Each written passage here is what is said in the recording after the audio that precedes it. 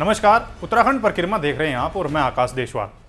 BKTC यानी बद्रीनाथ केदारनाथ मंदिर समिति और इसके अध्यक्ष है अजेंद्र अजय, जो अपने बेबाक फैसलों को लेकर हमेशा चर्चाओं में रहते हैं।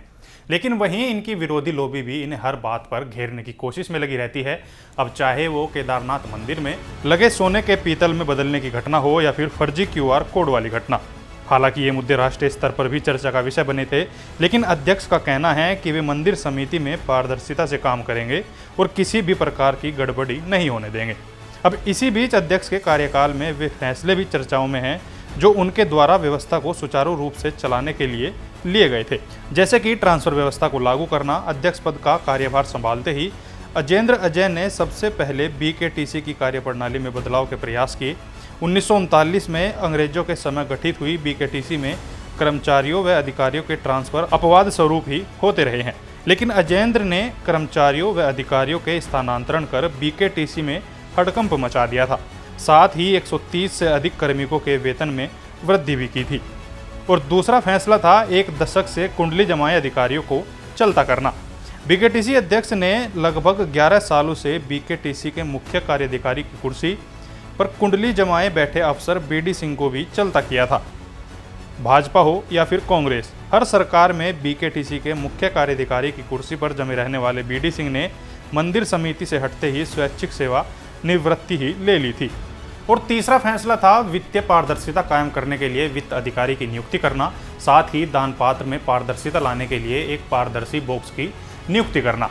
इससे अलग BKTC में कार्मिकों की सेवा नियमावली का प्रस्ताव तैयार कर शासन को भेजा गया है, जिसकी कार्रवाई चल रही है। मंदिर समिति के अध्यक्ष ने सचिवालय की तर्ज पर BKTC में अलग से सुरक्षा संवर्ग तैयार करने की पहल भी की है। अगर ये पहल लागू होती है तो मंदिरों की आंतरिक सुरक्षा पूरी तरह से BKTC के हाथों में रहेगी। वहीं अगर अजेंद्र के कार्यकाल की बात करें तो एक भी अवैध नियुक्ति नहीं हुई। इनका कहना है कि पहले ही इतनी बड़ी संख्या में अवैध नियुक्तियां की गई हैं पुराने अध्यक्ष द्वारा कि उनमें से आधों के पास काम नहीं है। साथ ही अजेंद्र ने मंदिरों के जीर्णोद्धार, विस्तारीकरण व सौंदर्यीकरण की दिशा में भी ठोस पहल की है। उनके कार्यकाल में सबसे चर्चित कार्य केदारनाथ मंदिर के गर्भगृह को स्वर्ण मंडित किया जाना रहा है। आपदा में ध्वस्त हो चुके केदारनाथ मंदिर के समीप स्थित ईशानेश्वर मंदिर का निर्माण भी अजेंद्र के कार्यकाल की ही उपलब्धि है। केदारनाथ धाम में BKTC कार्मिकों के आवास व कार्यालय भवन इत्यादि के कार्य भी विगत वर्ष ही शुरू हुए हैं। वर्तमान की बात करें तो BKTC द्वारा गुप्त काशी में भैरव मंदिर निर्माण के साथ साथ तुंगनाथ मंदिर व त्रियुगी नारायण मंदिर के विकास और सौंदर्यीकरण की योजना पर काम किया जा रहा है। केदारनाथ आपदा घोटाला और प्रदेश में लैंड जिहाद जैसे मुद्दों को उठाकर चर्चाओं में रहे अजेंद्र अजय ने मंदिर समिति में बदलाव और सुधारों के लिए मुहिम जारी रखी हुई है, मगर उनके प्रयासों की हवा निकालने के लिए मंदिर समिति के बाहर व भीतर के कुछ लोग लगातार अभियान छेड़कर चर्चाओं को जन्म दे रहे हैं। अब खबरों की शुरुआत करते हैं मुख्यमंत्री पुष्कर सिंह धामी से, जिन्होंने 85 करोड़ की परियोजनाओं का शिलान्यास व लोकार्पण किया। साथ ही प्रदेश में शिक्षा व्यवस्था को सुधारने के लिए केंद्र सरकार के साथ उधम सिंह नगर, पौड़ी और चंपावत में नेताजी सुभाष चंद्र बोस आवासीय छात्रावास के भवन के निर्माण के लिए शिलान्यास किया। इस दौरान उनके साथ केंद्रीय शिक्षा मंत्री धर्मेंद्र प्रधान मौजूद रहे।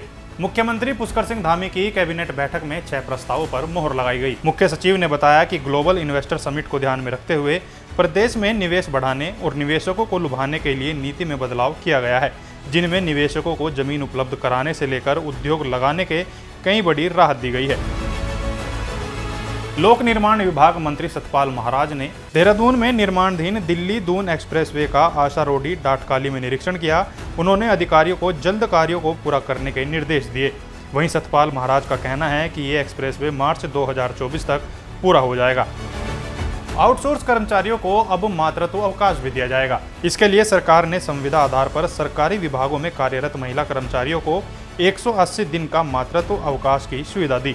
मुख्यमंत्री के निर्देश पर वित्त सचिव दिलीप जावलकर ने आदेश जारी किए। रोडवेज कर्मचारियों ने 27 सितंबर से हड़ताल की चेतावनी दी। परिवहन निगम कर्मचारी संयुक्त मोर्चा ने MD आनंद श्रीवास्तव को नोटिस दिया। साथ ही प्रबंधन पर वादा खिलाफी का आरोप भी लगाया। कर्मचारी डग्गामार वाहनों पर अंकुश और रोडवेज पुलिस की संयुक्त टीम बनाने समेत विभिन्न मांगों के पूरा न होने से नाराज है। 2024 में होने वाले लोकसभा चुनाव को लेकर कांग्रेस ने अपनी तैयारी तेज कर दी।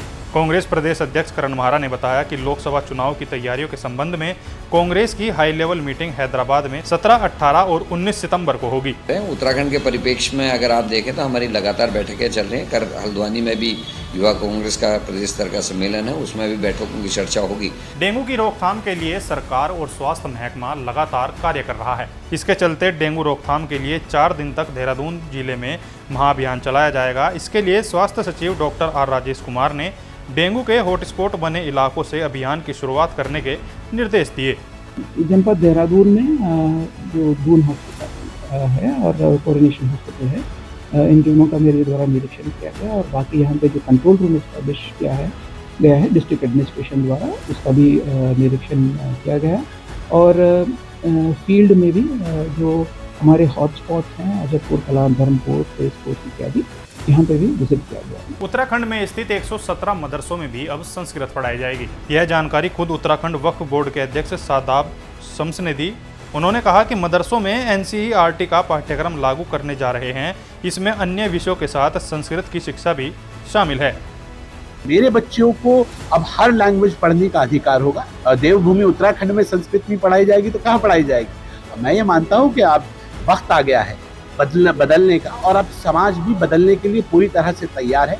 मैं ये कह सकता हूँ ये मॉडर्न मदरसे जो मेरे युवा मुख्यमंत्री पुष्कर सिंह धामी जी का भी ड्रीम प्रोजेक्ट है, मैं ये कह सकता हूँ ये बहुत पॉजिटिव नोट की तरह आगे बढ़ रहे हैं। और एसडीआरएफ को खेरना छड़ा के पास एक खाई में युवक के गिरने की सूचना मिली, जिस पर टीम मौके पर पहुंची और एसडीआरएफ टीम ने घटनास्थल पर त्वरित कार्रवाई करते हुए कड़ी मशक्कत के बाद युवक को लगभग 25 मीटर गहरी खाई से निकाला।